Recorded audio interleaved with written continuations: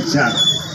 నేను ఎంక్వైరీ చేసిన ఏంటిదంటే పాత పద్ధతులనే ఈ ఎన్నికలు తప్ప అందరం గట్టిగా స్టేట్మెంట్ ఇచ్చాము.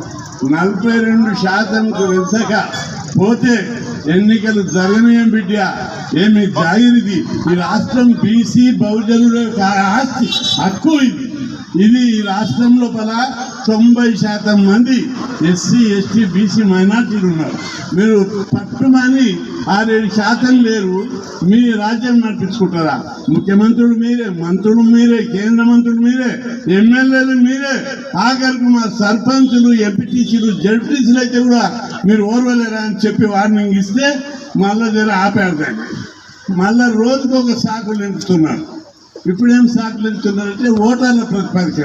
ఓటర్లదు మన ఢిల్లీలో రాహుల్ గాంధీ గారు క్లియర్గా చెప్పాడు, వీళ్ళు 42 అన్నారు కానీ వాళ్ళు ఆల్ ఇండియా లెవెల్ ఏమన్నారు, జనాభా బీసీ, ఆ జనాభా ప్రకారం బీసీలకు విద్య ఒక స్థానిక సంస్థలనే కాదు, విద్యా ఉద్యోగాల రిజర్వేషన్లు కూడా 25% నుంచి 50 మీద ఎంత జనాభా ఉంటే అంత ఎవరెంత ఉంటే వాళ్ళకి తెలుస్తామని చెప్పి రాహుల్ గాంధీ ప్రకటించారు.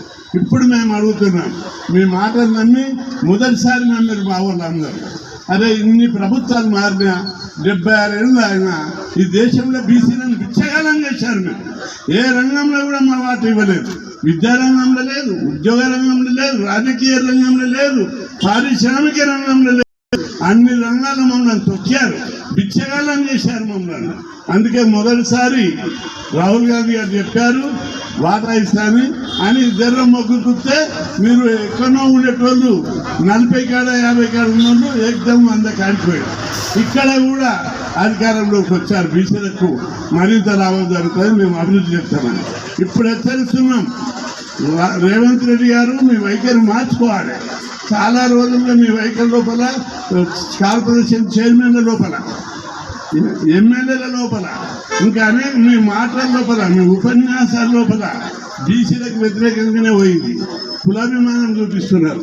ఈ వైఖరి మార్చుకో. ఇది డెమోక్రసీ.